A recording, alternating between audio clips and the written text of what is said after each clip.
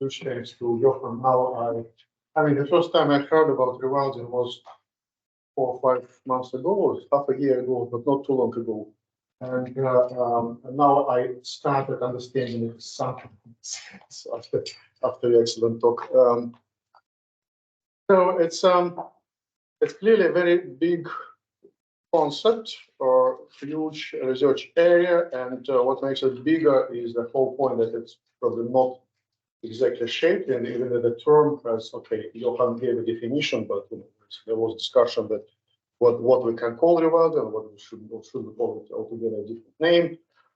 And what I picked up, because I had a lucky chance to see a draft of Johan's presentation, what I picked up for myself, it's on the scratching the surface really, but maybe it will help to facilitate the discussion, maybe to pick up something where we can contribute, we as mathematicians or applied mathematicians. So next slide, please.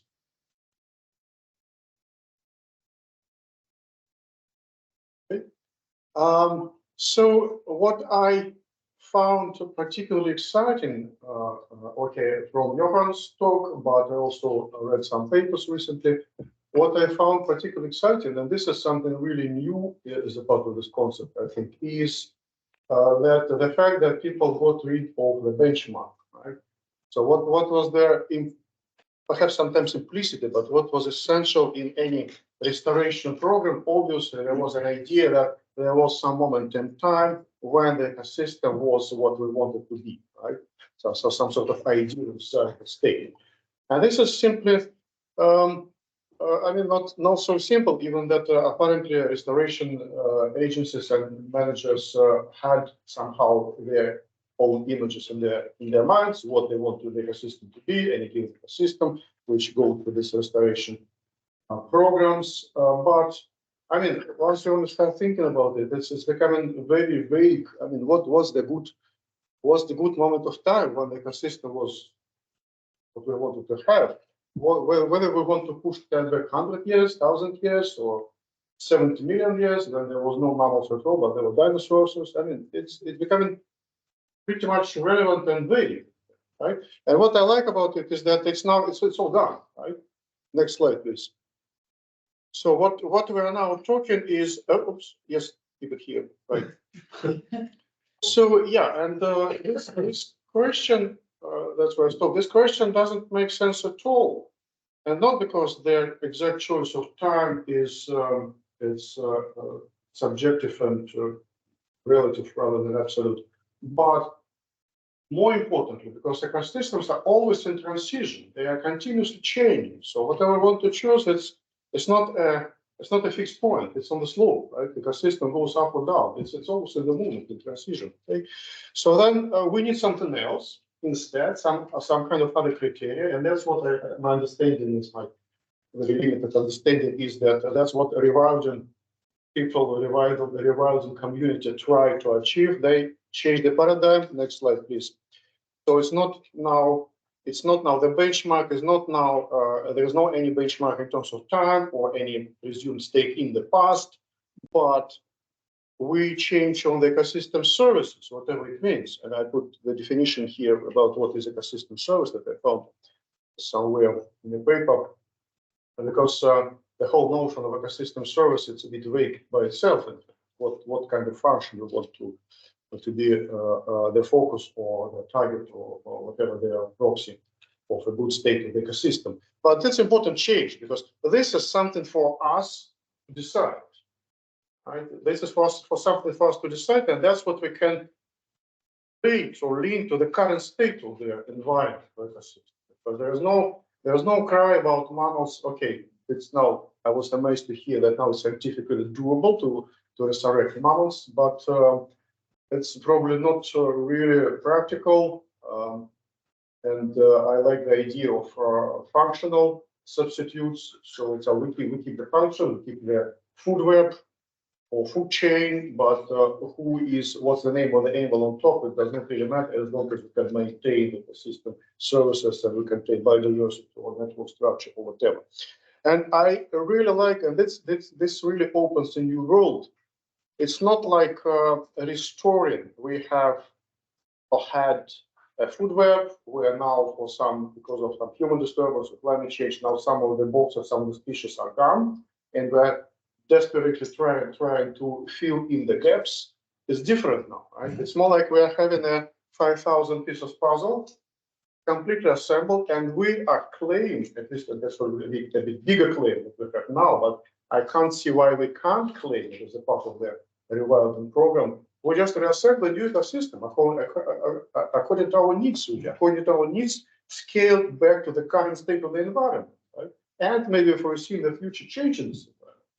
And that really sounds like a fantastic perspective, and that's really where mathematical modeling can help hugely, I think. Next slide, please.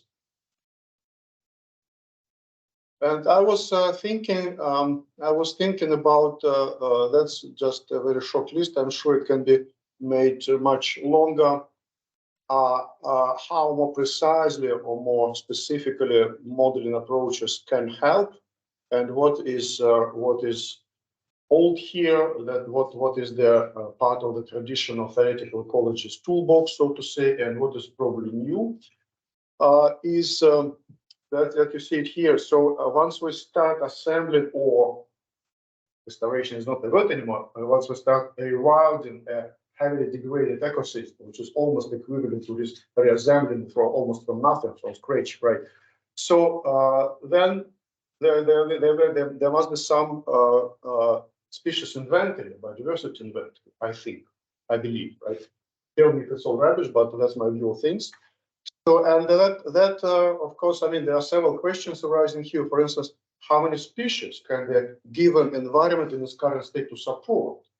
And that obviously involves things like niche theory, food web analysis. How many species can we squeeze into the given environment? What is that theoretical maximum of the biodiversity if we keep focusing on it? So that would be one thing. I mean, more specific techniques, I mentioned something here, niche theory, food web analysis, more traditional population dynamics models like ODE-based or something like that. Then the idea of intentional introduction, although it's not entirely new idea, but of course in the context of rewilding, it sounds differently and sounds in the kind of getting a new life. And mathematical approaches or modeling approaches are similar to the above. We just need to understand, I mean, how many species we, in principle, can keep together, how they're going to be organized, because of course it will all depend on the complexity of the food web, on the complexity of the environment. The complexity of the environment will contribute to the number of niches will depend on the species that we have and so on, right?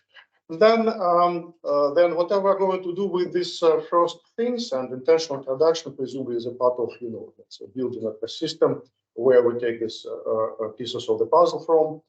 So then, of course, the issue of stability is crucial, is pivotal. So whether this new or rewilded or whatever ecosystem is going to be stable, because we don't want to spend a lot of money to reassemble something which is going to be unstable and will disappear in 20 years, of course, right? The stability issue is crucial here. And for mathematical modeling, for ecosystem modeling or population dynamics, this is, of course, one of the central points. People know how to do it, right? So that's where mathematicians can help. So this three is, as I said, the context is new now. This rewilding is really something new and exciting. But from the point of the approaches, that's sort of standard. This is what theoretical ecologists do all the time in a different context. So what actually came to me when I was thinking about it, what actually came to me can be new here, in fact, is, and that somehow links back to this first issue of what is the maximum biodiversity or corresponding food web structure, is actually, I mean, any real ecosystem, any real world ecosystem, natural ecosystem, of course, has emerged as a result of co-evolution of species over thousands, if not millions of years, right? And co-evolution usually works to reach some sort of optimality in the system. Right? So now if we're going to reassemble some new ecosystem, we need to replace this optimality with something, and that's where mathematics can be particularly useful, because there are approaches in the mathematical optimization theory that we actually borrow from evolutionary theory. They call it differential evolution in particular, one of the most common methods, or evolutionary algorithms is another name. They were borrowed from evolutionary theory, but we can reuse them to understand what would be the optimum structure of this new ecosystem, right? Including the food web structure, biodiversity, and all these things. So that's probably going to be a slightly new, I mean, more related to this new context. So that's it, okay? That's essentially what I, next slide, please. That's essentially what I wanted to say.